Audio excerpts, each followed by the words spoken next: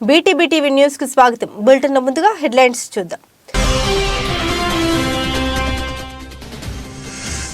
ఫ్లోరిడాలో tornado బీభత్సం. Tornado దాటికి దెబ్బతిన్న పలు ఇళ్లు, కరెంటు స్తంభాలు, వైర్లు.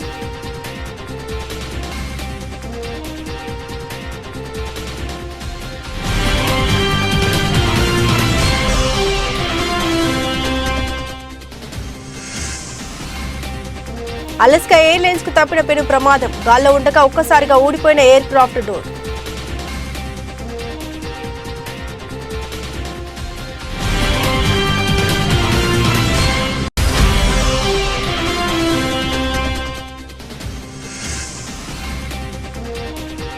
బంగ్లాదేశ్ లో పోలింగ్ ప్రారంభం. ఢాకాలోని పోలింగ్ కేంద్రంలో తన ఓటు హక్కును వినియోగించుకున్న ప్రధాని షేక్ హసీనా.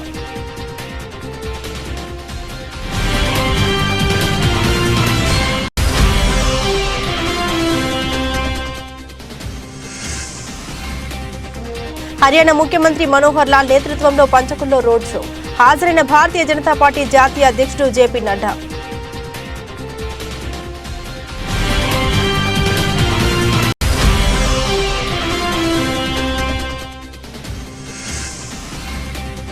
ఖమ్మం నగరంలో Prashanti multi super speciality hospital ప్రారంభోత్సవ కార్యక్రమం. హాజరైన మంత్రి తుమ్మల నాగేశ్వరరావు.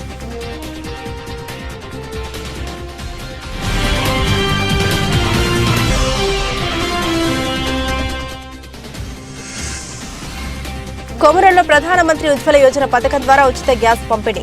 హాజరైన గిద్దలూరు శాసనసభ్యులు అన్న వెంకట్రాంబాబు.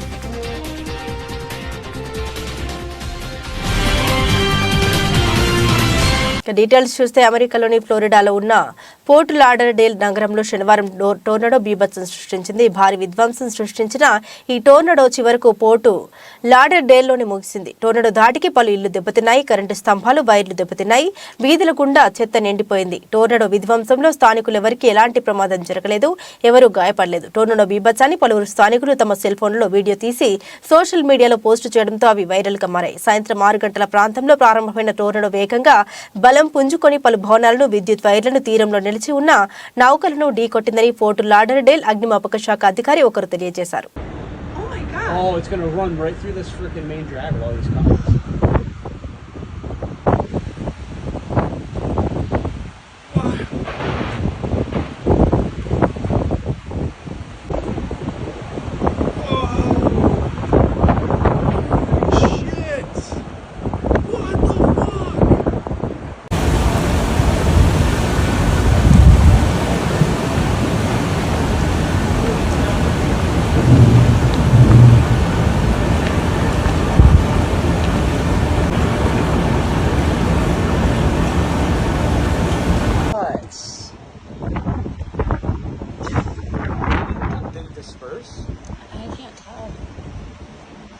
అలస్కా ఎయిర్లైన్స్ కు చెందిన ఓ విమానానికి పెను ప్రమాదం తప్పింది. విమానం గాల్లో ఉండగా ఎయిర్ క్రాఫ్ట్ డోర్ ఒక్కసారిగా ఊడిపోయింది. విమానం టేకాఫ్ అయిన కొన్ని నిమిషాలకే ఈ ప్రమాదం చోటు చేసుకుంది. అలస్కా ఎయిర్లైన్స్ కు చెందిన బోయింగ్ 737 మ్యాక్స్ 9-1282 విమానం పోర్ట్లాండ్ నుండి ఒంటరియాకు గురువారం సాయంత్రం బయలుదేరింది. 171 మంది ప్రయాణికులు, 6 సిబ్బందితో వెళ్తున్న ఈ ఎయిర్ క్రాఫ్ట్ టేకాఫ్ అయిన కొంత సమయానికే మిడ్ క్యాబిన్ ఎగ్జిట్ డోర్ విమానం నుండి పూర్తిగా విడిపోయింది. దీంతో ప్రయాణికులు ఒక్కసారిగా భయాందోళనకు గురయ్యారు. వెంటనే గమనించిన పైలట్ విమానాన్ని తిరిగి పోర్ట్లాండ్ అంతర్జాతీయ విమానాశ్రయానికి తరలించి సురక్షితంగా ల్యాండ్ చేశారు.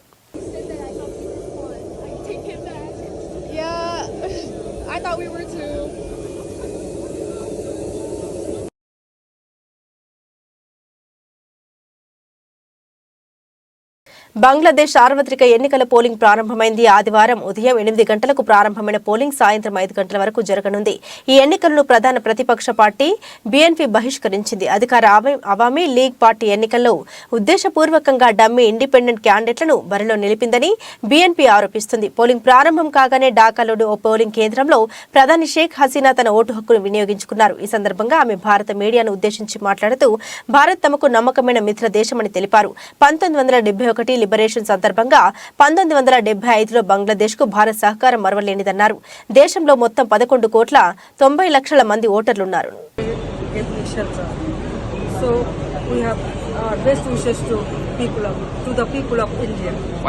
భారతీయ జనతా పార్టీ జాతీయ అధ్యక్షుడు జేపీ నడ్డా మరియు హర్యానా ముఖ్యమంత్రి మనోహర్ లాల్ నేతృత్వంలో పంచకులలో రోడ్ షో నిర్వహించబడింది. ఈ కార్యక్రమంలో రాష్ట్ర అధ్యక్షుడు నయాబ్ సింగ్ సైని కూడా పాల్గొన్నారు. రోడ్ షోలో ప్రజలు పెద్ద ఎత్తున పాల్గొన్నారు. ప్రస్తుత రాష్ట్ర ప్రభుత్వాన్ని కొనియాడారు. కేంద్రంలోనూ రాష్ట్రంలోనూ బీజేపీ ప్రభుత్వం ఏర్పడుతుందని జేపీ నడ్డా మూడవసారి ప్రకటించారు. 2027 నాటికి భారతదేశం ప్రపంచంలో మూడవ అతిపెద్ద ఆర్థిక శక్తిగా అవతరించనుందని ఆయన పేర్కొన్నారు.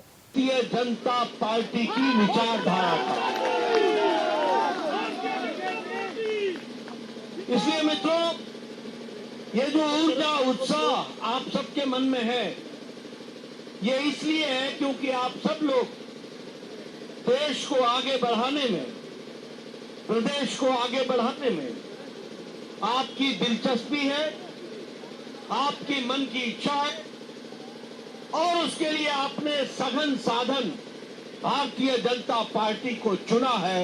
इसके लिए भी मैं आपका अभिनंदन करता हूं.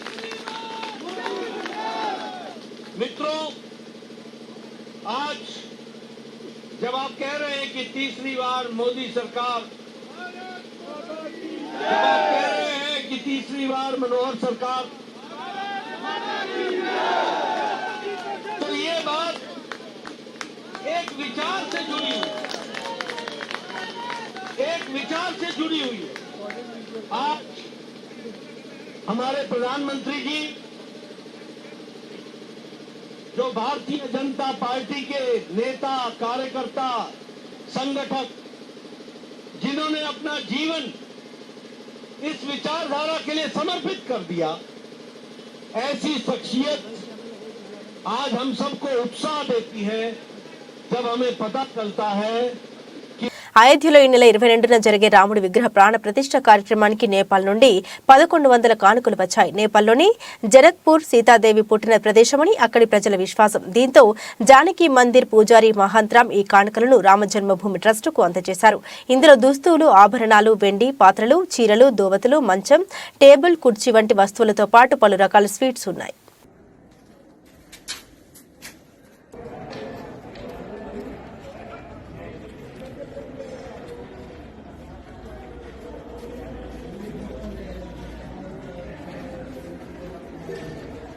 భారత ప్రధాన న్యాయమూర్తి జస్టిస్ డివై చంద్రచూడ్ దంపతులు గుజరాత్ రాష్ట్రం ద్వారకలోని ద్వారకాధీశ ఆలయంలో ద్వారకాధీశుని దర్శించుకున్నారు. ఉదయాన్నే ఆలయానికి చేరుకున్న సీజే దంపతులకు ఆలయ అర్చకులు పూర్ణ కుంభంతో స్వాగతం పలికారు. అనంతరం సీజే దంపతులు సాంప్రదాయ పట్టు వస్త్రధారణలో ద్వారకాధీశుని దర్శించుకుని ప్రత్యేక పూజలు నిర్వహించారు.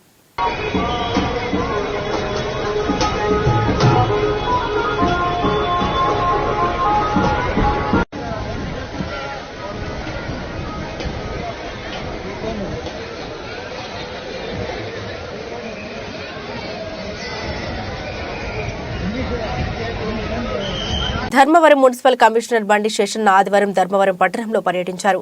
మున్సిపల్ పారిశుద్ధ్య కార్మికులు, అవుట్సోర్సింగ్ ఉద్యోగులు సమ్మెలో ఉన్నందున రోడ్డుపై చెత్త వేయొద్దు అంటూ దుకాణదారులకు ఆయన విజ్ఞప్తి చేశారు. ప్రతి ఒక్కరూ చెత్తను సాధ్యమైనంత తక్కువగా ఉండేలా చూసుకోవాలని, వీలైతే ఇంట్లో ఉన్న చెత్తను తీసుకువెళ్లి దూరంగా వేసి మున్సిపాలిటీకి సహకరించాలని కోరారు.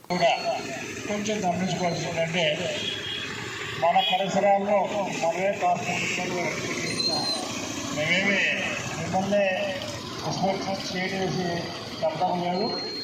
ట్రాక్టర్ కానీ మున్సిపాలిటీ ఆటో కానీ ఏదైనా కానీ కొంచెం ఆలస్యం వస్తుంది కాబట్టి దయచేసి మీరు మాకు సహకరించవలసి ఏంటంటే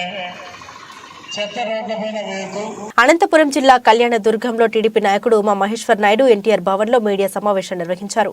అనంతరం ఆయన మాట్లాడుతూ టీడీపీ అధినేత చంద్రబాబు నాయుడు ఇప్పటికే పలు కార్యక్రమాల ద్వారా చంద్రబాబు నాయుడు ప్రజల్లో తిరుగుతూ వారిని చైతన్యవంతులుగా చేస్తున్నారని, అలాగే మనం కూడా కళ్యాణ దుర్గం నియోజకవర్గంలో ఉన్న అన్ని మండలాల్లో ఉన్న ప్రజల్ని చైతన్యం తీసుకురావాలని ఉమా మహేశ్వర్ నాయుడు టీడీపీ నాయకులకు, కార్యకర్తలకు మీడియా ద్వారా తెలియజేశారు.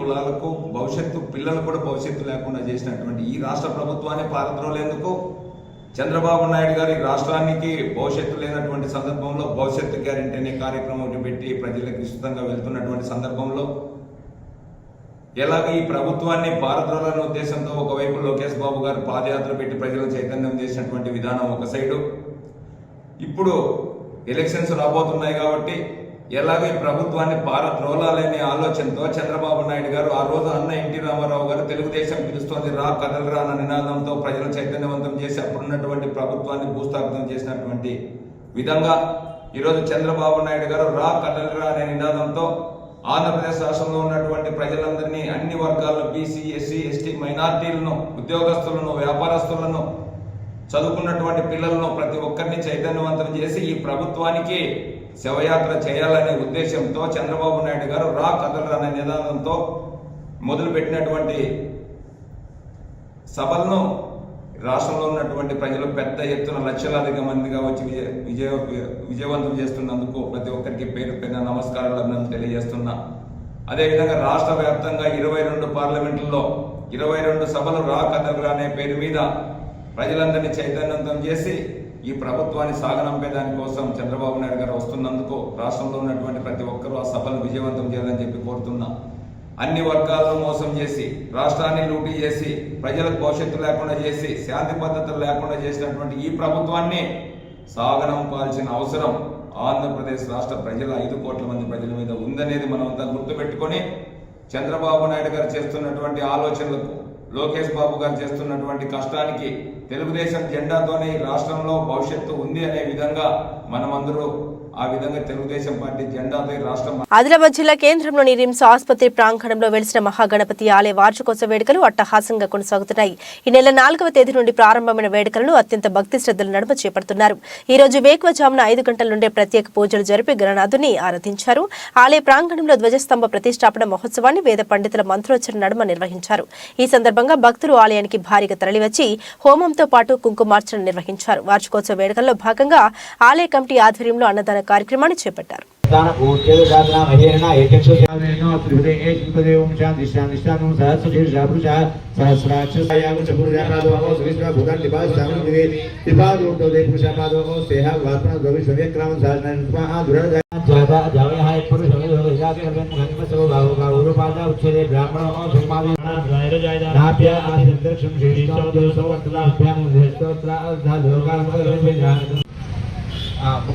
नैवेद्यार्थे आंसदः नारिकेलवनैवेद्यं निवेदयामि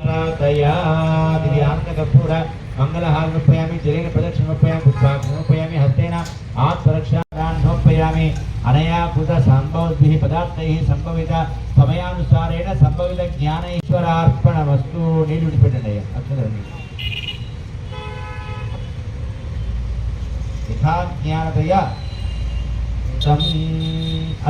హన్మకొండలోని సెయింట్ పీటర్స్ పబ్లిక్ పాఠశాల నందు ఆంధ్రజ్యోతి వారు ఏర్పాటు చేసిన ముత్యాల ముగ్గుల పోటీ కార్యక్రమాన్ని ప్రారంభించి విజేతలకు బహుమతులు అందించిన వర్ధన్నపేట శాసనసభ్యులు విశ్రాంతి ఐపీఎస్ అధికారి కెఆర్ నాగరాజు. ఈ కార్యక్రమంలో వరంగల్ జిల్లా కాంగ్రెస్ కమిటీ అధ్యక్షురాలు ఎర్రబెల్లి స్వర్ణ, డాక్టర్ పులి అనిల్ కుమార్, ఆంధ్రజ్యోతి పత్రిక మరియు న్యూస్ యాజమాన్యం సిబ్బందితో పాటు ముగ్గుల పోటీలో పాల్గొన్న మహిళా మనులు తదితరులు పాల్గొన్నారు.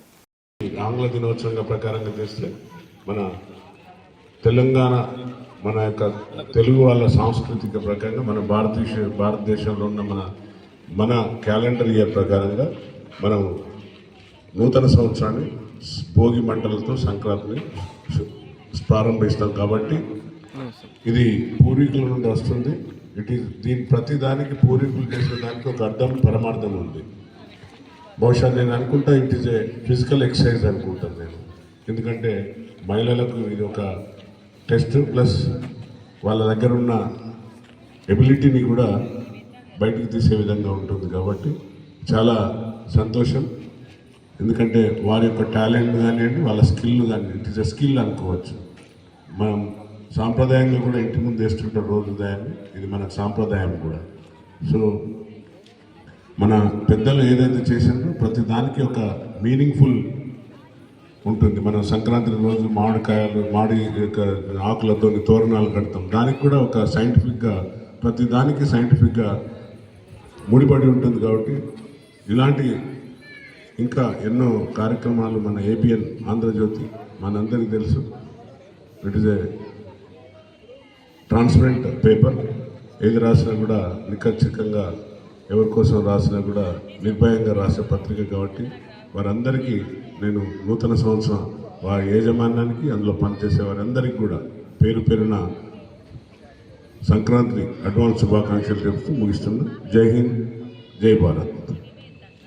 ప్రధానమంత్రి ఉజ్వల యోజన పథకం ద్వారా పేద ప్రజలకు ఉచితంగా గ్యాస్ అందజేయడం అభినందించదగ్గ విషయమని గిద్దలూరు శాసనసభ్యులు అన్న వెంకట రాంబాబు పేర్కొన్నారు. ప్రకాశం జిల్లా కొమరంలో నూతనంగా ప్రారంభించిన ఇండియన్ గ్యాస్ కార్యాలయ ప్రారంభోత్సవానికి ముఖ్య అతిథిగా గిద్దలూరు శాసనసభ్యులు అన్న వెంకట రాంబాబు పాల్గొన్నారు. Indian gas manager Bhaskar Rao మరియు ఏజెంట్ అర్నాల్డ్ ఆహ్వానం మేరకు ఈ కార్యక్రమంలో అన్న రాంబాబు పాల్గొని రిబ్బన్ కట్ చేసి కార్యాలయాన్ని ప్రారంభించారు.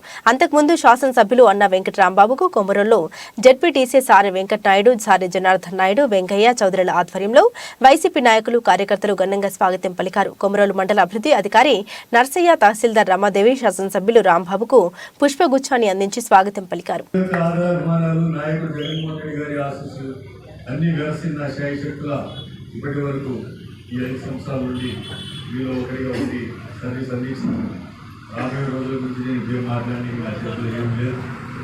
కానీ ఏదేమైనప్పటికీ కూడా ఒక మంచి వ్యక్తుల్ని గెలిపించుకొని మంచి వ్యక్తుల్ని గెలిపించుకోవడం ద్వారా ఈ ప్రజాస్వామ్యాన్ని ప్రదర్శించుకుంటూ మన ప్రాంత అభివృద్ధి అలాగే మన యొక్క సమస్యలు తీర్చగలిగినటువంటి వ్యక్తుల్ని ఆదరించండి అని చెప్పేసి కూడా కోరుతూ ఇప్పటివరకు 5 సంవత్సరాలుగా చూస్తూ ఉన్న జగన్మోహన్ రెడ్డి గారి పలుకులను ఆయన చెప్పిన మాటకు కట్టుబడి ఇచ్చినటువంటి వాగ్దానాలు నిలబడి ఏదైతే మేనిఫెస్టోలో చెప్పినాడు వాటన్నింటిని కూడా తుంచా తప్పకుండా ఇచ్చి ఈ సంక్షేమ పథకాలు అందించినటువంటి మాట తప్పనటువంటి వ్యక్తి జగన్మోహన్ రెడ్డి గారు అని చెప్పేసి మాత్రం గుర్తించండి.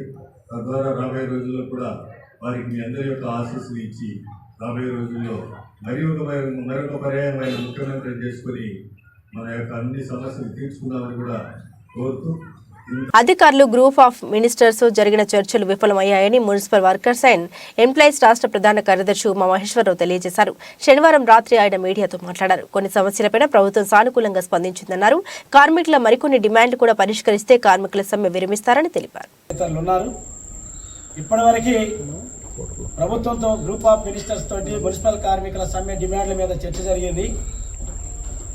చర్చలు ఇంకా సంపూర్తి కాలేదు. మధ్యలో గ్రూప్ ఆఫ్ మినిస్టర్స్ అధికారులు మేము మాట్లాడుకొని వచ్చి చెప్తామని చెప్పారు. ఇప్పటి వరకు వాళ్ళు చెప్పినటువంటి ప్రతిపాదనలు శానిటేషన్ కార్మికులు ఎవరైతే ఉన్నారో వారికి ఇప్పటివరకు చెల్లిస్తున్నటువంటి 15,000 రూపాయల జీతం, 6,000 రూపాయల హెల్త్ అలవెన్స్ కలిపి 21,000గా జీతం చెల్లిస్తామన్నారు.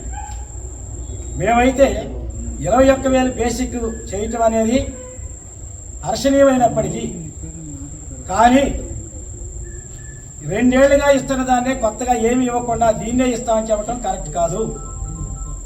కాబట్టి వాళ్ళకి ఒక నెల బోనస్ ఇవ్వండి అని అడిగాం, ప్రతిపాదించాం. నెల బోనస్ కాకపోతే ప్రతి నెల 2,000, 3,000 జీతం పెంచండి, అప్పుడే మేము మాత్రం దీన్ని అంగీకరిస్తామని చెప్పాం. అది కుదరదు అన్నారు. కుదరదు కాదు, దీన్ని ఆలోచించాలి, లేదా బోనస్ అని ఏమన్నారు. అట్లాగే జీవో నంబర్ మొన్న 1 ఇచ్చారు, 1వ తారీఖు. అందులో అనేక కేటగిరీలు, ఒకటి శానిటేషన్ డ్రైవర్లు, అండర్ గ్రౌండ్ డ్రైనేజీ, మలేరియా వాళ్ళతో పాటు క్లీనర్ని, పార్కుల్లో పనిచేసేటువంటి క్లీనింగ్ చేసే వాళ్ళని, కోతులు, కుక్కలు, పాములు బట్టి శవాలు తీసేటువంటి వాళ్ళని, వీళ్ళని దీని పరిధిలో తెస్తామని చెప్పారు. 6,000 ఇస్తామన్నారు. దాని ప్రకారం యూజీడీ కార్మికులకి, శానిటరీ డ్రైవర్లకి 18,500 ప్లస్ 6,000 రూపాయలు కలిపి 24,500 రూపాయలు జీతం చేయడానికి బేసిక్గా అంగీకరించాం. దాని వరకు విలీన గ్రామాలు, రాజధాని ప్రాంతంతో సహా వీళ్ళకి సంబంధించినటువంటిది 21,000 జీతం చేయడానికి అంగీకరించాం. మిగిలినటువంటి ఇంజనీరింగ్ కార్మికులు ఎవరైతే ఉన్నారో వాళ్ళ దగ్గర మాత్రం చాలా పేచీగా చర్చలు నడిచాయి. ఓ దశలో వాళ్ళకి సంబంధించిన చర్చ లేదు, తర్వాత మాట్లాడదాం. కానీ ఇది సరైనది కాదు, దీని మీద మాట్లాడాల్సిందని పట్టుబట్టాం. అప్పుడు జీవోఆర్టీ నంబర్ 30లో వాటర్ సెక్షన్, అట్లాగే టౌన్ ప్లానింగ్, వర్క్ ఇన్స్పెక్టర్లు, మేస్త్రీలు, ఇటువంటి 8 కేటగిరీలకి సెమీ స్కిల్డ్ జీతాలు కాకుండా అన్స్కిల్డ్ జీతాలు ఇస్తున్నారు. దాన్ని ఇప్పుడు ఇవ్వాల్సిందే 3 ఏళ్లుగా సర్క్యులర్లు పంపుతున్నారు, ప్రభుత్వానికి ప్రతిపాదనలు పంపుతున్నారంటే చివరికి పట్టుబట్టిన తర్వాత దాన్ని కన్సిడర్లో తీసుకొని దాన్ని పరిష్కారం చేయడానికి ప్రయత్నం చేస్తూ ఉన్నారు. అంటే దాని మీద నిర్దిష్టత లేదు. అట్లాగే మేము వర్కర్లందరికీ అడిగాం, ఎవరికైతే ప్రమాదకరమైన పని చేస్తున్నారో వాళ్ళకి రిస్క్ అలవెన్స్ అడిగాం. వర్కర్లందరికీ గ్రాట్యుటీ, రిటైర్మెంట్ అయినప్పుడు గ్రాట్యుటీ 5 లక్షలు ఇవ్వాలని అడిగాం. రిటైర్మెంట్ బెనిఫిట్స్ అడిగాం, వీటన్నిటి మీద క్రాఫ్ట్ డ్రైవర్లకు సంబంధించినటువంటి డిమాండ్లు అడిగాం. ఇవేవి ఇంతవరకు ఇంకా చర్చలోకి రాలా.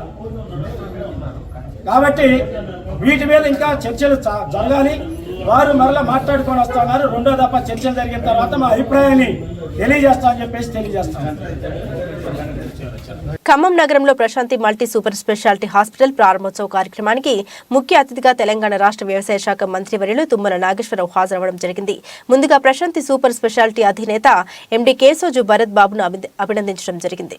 అనంతరం వారు మాట్లాడుతూ దేశంలోని అత్యాధునిక పరికరాలతో అన్ని రకాల వైద్యాలకు సరిపడా పరికరాలతో హాస్పిటల్ ఏర్పాటు చేయడం జరిగిందని, హైదరాబాద్కు ధీటుగా మన ఖమ్మం పట్టణంలో అన్ని రకాల వైద్యాలు చేసే విధంగా Prashanti multi super speciality hospital రూపొందిందని వారు తెలియజేశారు. ఈ కార్యక్రమంలో Mohammed Javed, Khammam mayor Punugolla Neeraja, RJC Krishna, Kamarthapu Murali, hospital management Madhusudan Rao, ప్రముఖ వైద్యులు గోంగూర వెంకటేశ్వర్లు, వడ్డెబోయిన నరసింహారావు, జిల్లా నలుమూలల నుండి రూరల్ మెడికల్ ప్రాక్టీస్ అందరూ పాల్గొనడం జరిగింది.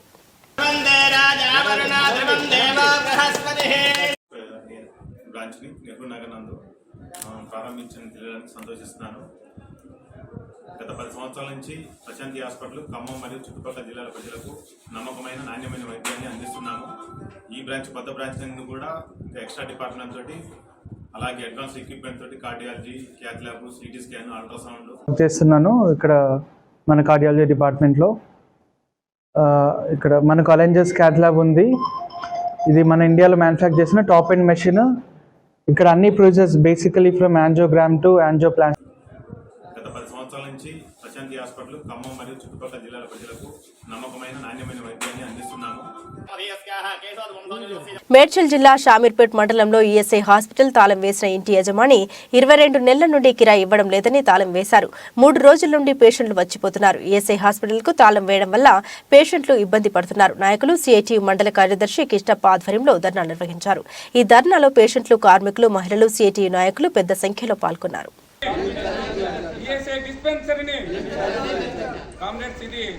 సుమారు 3 రోజుల నుంచి ఈఎస్ఐ డిస్పెన్సరీ బంద్ చేశారు. అంటే ఎందుకు బంద్ చేశారనేది కూడా మనం కూడా ఒకటి అర్థం చేసుకోవాలి. 2 సంవత్సరాలు సుమారు షామీర్పేట మండలంలో పరిశ్రమలో పనిచేసే కార్మికులకు, వాళ్ళ పేరెంట్స్, తల్లిదండ్రులకి అందరికీ ఈఎస్ఐ నుంచి ఇక్కడ ఒక డిస్పెన్సరీ హాస్పిటల్ ఉంది మన షామీర్పేట మండల గ్రామంలో. గత కొన్ని సంవత్సరాల నుంచి సుమారు 15 సంవత్సరాల నుంచి ఈఎస్ఐ డిస్పెన్సరీ నడుస్తుంది ఇక్కడ.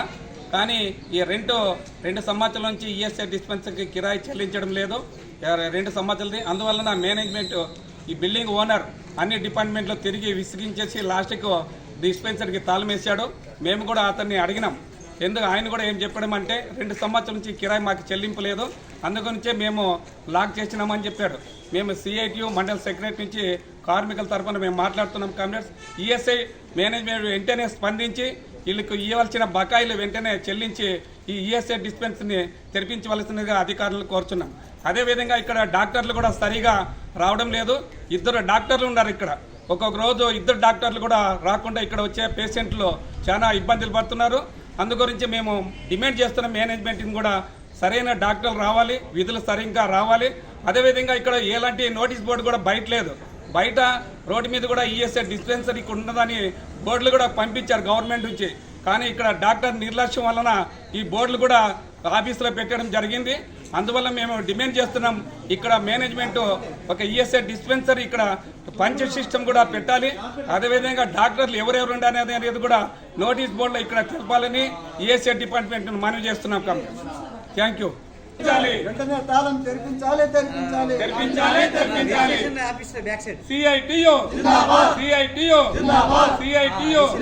ఈఎస్ఐ డిస్పెన్సరీకి వేసిన తాళము, ఈఎస్ఐ డిస్పెన్సరీకి వేసిన తాళాలు, ఈఎస్ఐ డిస్పెన్సరీకి వేసిన తాళాలు, ఈఎస్ఐ డిస్పెన్సరీకి వేసిన తాళాలు.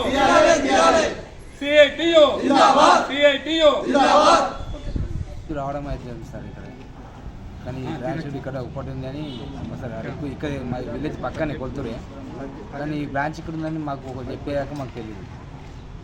దీనికి ఎందుకంటే రోడ్డు మీద ఒక బోర్డు లాంటిది ఏమి ఉంటే దాన్ని చూసుకుని అయినా వస్తాం. పక్కన విలేజ్ ఇక్కడ వెళ్ళకపోవడం అంటే. ఎన్ని రోజులు చూస్తున్నావు ఇక్కడికి? ఇక్కడ సార్ నెల అవుతుంది సార్. ఏం డాక్టర్లను చూస్తలేరా? సార్ డాక్టర్లు మీకు ఏం చూస్తలేరా? కాళేశ్వరం ప్రాజెక్టు నిర్మాణంలో ₹1,00,00,000 కోట్ల వినియోగం జరిగాయి. దీనిపై సిబిసిఐడి ఎంక్వైరీతో పాటు దోషులను కఠినంగా శిక్షించాలని కోరిన ప్రొఫెసర్ కోదండరాం దాంట్లో టెక్నికల్ సమస్యలు ఏంటిది, ఆర్థికంగా జరిగినటువంటి అరాచకం ఏంటిది, అసలు నిర్ణయాలు తీసుకునేటప్పుడు నియమాలను ఏ మేరకు పాటించారు, పద్ధతులను ఏ మేరకు పాటించారు, ఇవన్నీ కూడా తేలవలసినటువంటి అవసరం ఉంది. ఆ విచారణ జరిపితే అప్పుడు వాస్తవానికి ఎక్కడ తప్పు జరిగింది, ఎవరు తప్పు దీనికి బాధ్యులు అనే విషయాలు వెలుగులోకి వస్తాయి. సరిపోయింది 1,00,000 కోట్లు వృధా అయిపోయింది. ఒకవేళ రీడిజైన్ చేసి ఫిక్స్ అవుతుంది ఈ మోడల్ని రీడిజైన్ చేయడానికైనా ప్లానింగ్ మీరు సూచించే ప్రసక్తి ఉంటుంది. అది మళ్ళీ నిపుణులు తేల్చాలి. మనం ఎట్లా అంటాం, మనకు అర్థమైన మేరకు దాంట్లో సమస్యలు ఉన్నాయి. మనం అనేది ఏంటంటే ముందు నిపుణులు దీన్ని పరిశీలించి అసలు పనికొస్తుందా రాదా అనేది ముందు తేల్చిన తర్వాత దాని మీద ఏం చేయాలనేది నిపుణుల సూచనల మేరకే గవర్నమెంట్ తీసుకోవాలి, నిర్ణయాలు తీసుకోవాలి తప్ప ఇది మరి అట్లా ఒక విచారణ లేకుండా తొందరపాటుగా నిర్ణయాలు తీసుకోవడం అనేది. ఒకవేళ చేసే పరిస్థితి లేకపోతే ఎటువంటి నాయకులు అంటే దీంట్లో ఎంతమంది నాయకులు ఉన్నా ఎటువంటి సిబిఐ ఎంక్వైరీ కానీ సిబిసిఐడి అటువంటి ఎంక్వైరీ జరిగితే కానీ వాస్తవాలు బయటకు వస్తే తప్ప దాన్ని మళ్ళీ నెక్స్ట్ స్టెప్ ఏంటనేది మనం ఇప్పుడు మాట్లాడాలి. ఇప్పుడు మనకు అర్థమైంది, గట్టిగా చెప్పవలసింది ఏంటంటే నిధుల దుర్వినియోగం జరిగింది. చాలా దాన్ని గంగలబోల్సినట్టు వాస్తవానికి ఇది మొదటి విషయం. రెండవది మనం చెప్పదలుచుకున్నటువంటి విషయం ఏంటంటే ఇది కేవలం ఏదో అనుకోకుండా జరిగింది కాదు, యాదృచ్ఛికంగా జరిగింది కాదు, ఉద్దేశపూర్వకంగానే ఈ నిర్ణయాలు తీసుకున్నారు. అన్నీ ఆలోచించి ఈ తప్పుడు నిర్ణయాలు ప్రభుత్వం తీసుకున్నది కొంతమందికి మేలు చేసే ఆలోచనతో అనేది కూడా మనకు అర్థమవుతుంది. ఈ రెండు అర్థమైన తర్వాత జరగవలసింది ఏంటంటే లోతైన విచారణ జరగాలి. చాలా పిన్ పాయింట్ ఎవరు తప్పు చేసిండ్రు, ఏం తప్పు చేసిండ్రు, ఎట్లా చేసిండ్రు అనేది తేలితే ఇంకా దానిపైన క్రిమినల్ చర్యలు తీసుకోవటం అనేది అవసరం. చర్యల అవసరమైతే కనబడుతుంది, కానీ ఎవరి మీద ఎట్లా తీసుకోవాలనేది మాత్రం మళ్ళీ సమాచారం పూర్తిగా విషయాలు తెలియదు. మేడ్చల్ మున్సిపాలిటీ పరిధిలోని గిర్మాపూర్లోని గుట్టల మల్లన్న ఆలయ బ్రహ్మోత్సవాల సందర్భంగా ఆలయంలో మేడ్చల్ నియోజకవర్గ శాసనసభ్యులు చామకూర మల్లారెడ్డి ప్రత్యేక పూజలు నిర్వహించడం జరిగింది.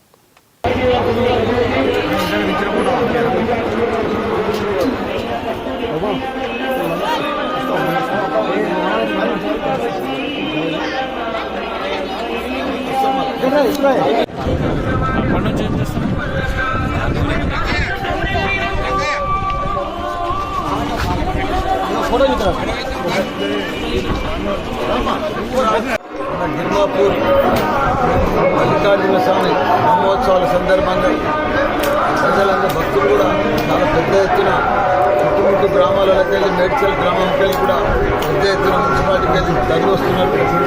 అందరూ కూడా గుడిని కూడా బాగా అభివృద్ధి చేస్తున్నాం.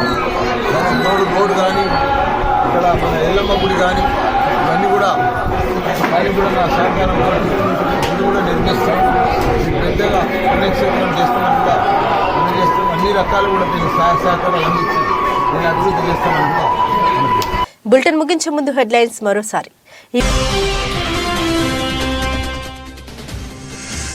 ఫ్లోరిడాలో టోర్నడో బీభత్సం. టోర్నడో దాటికి దెబ్బతిన్న పలు ఇళ్లు, కరెంటు స్తంభాలు, వైర్లు.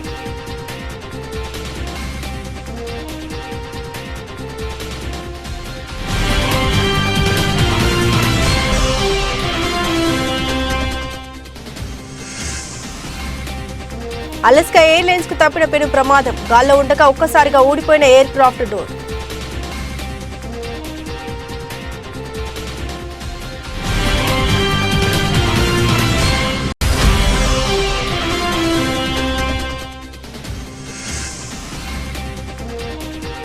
బంగ్లాదేశ్లో పోలింగ్ ప్రారంభం. ఢాకాలోని పోలింగ్ కేంద్రంలో తన ఓటు హక్కును వినియోగించుకున్న ప్రధాని షేక్ హసీనా.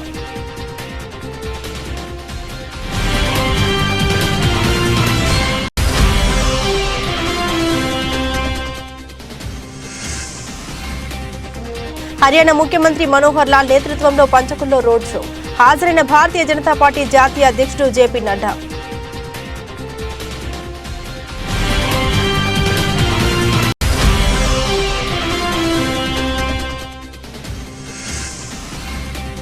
ఖమ్మం నగరంలో Prashanti multi super speciality hospital ప్రారంభోత్సవ కార్యక్రమం. హాజరైన మంత్రి తుమ్మల నాగేశ్వరరావు.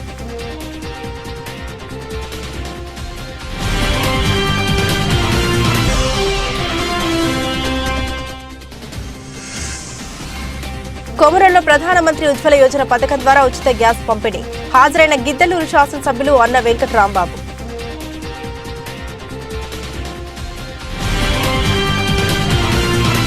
ఇవి బులెటిన్లోని విశేషాలు. తిరిగి మరో బులెటిన్తో మళ్ళీ కలుసుకుందాం. సెలవు.